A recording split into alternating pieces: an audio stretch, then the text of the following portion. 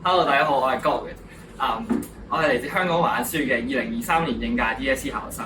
咁我今次喺英文科咧係由 Level 2升到去 Level 5嘅。咁首先我要多謝 Miss Janet 咁有心啦。咁我都補咗佢好耐啦。首先我覺得佢幫到我嘅地方就係第一係 writing 啦，因為佢平時咧都會喺課堂上面咧有好多五星星嘅作文啦，就節錄咗好多五星星加分位啦，務求令到你咧認識更加多 skills 咧去應付呢個考試嘅。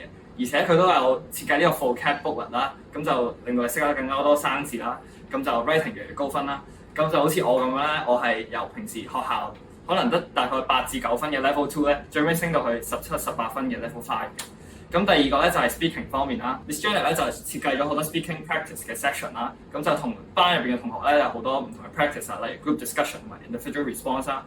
咁其實我都覺得非常有用，因為經過咁多次嘅練習之後咧，我係越嚟越純熟啦，而且臨場應變咧都係好咗好多嘅。咁就由最尾嘅level 4升咗去 level 5升啊。咁如果你問我對呢間補習社嘅印象咧，咁我就會話好長啦，因為Miss Janet 每次都係 overrun 好耐啦，務求將佢識嘅嘢或者佢要嘅 technique 同埋 skills 咧全部轉授俾你哋啦。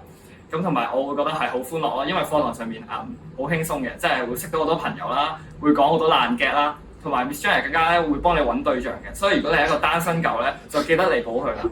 講咗咁多咧，就希望大家可以踴躍去下邊報名啦，同埋就多多支持啦。Thank you。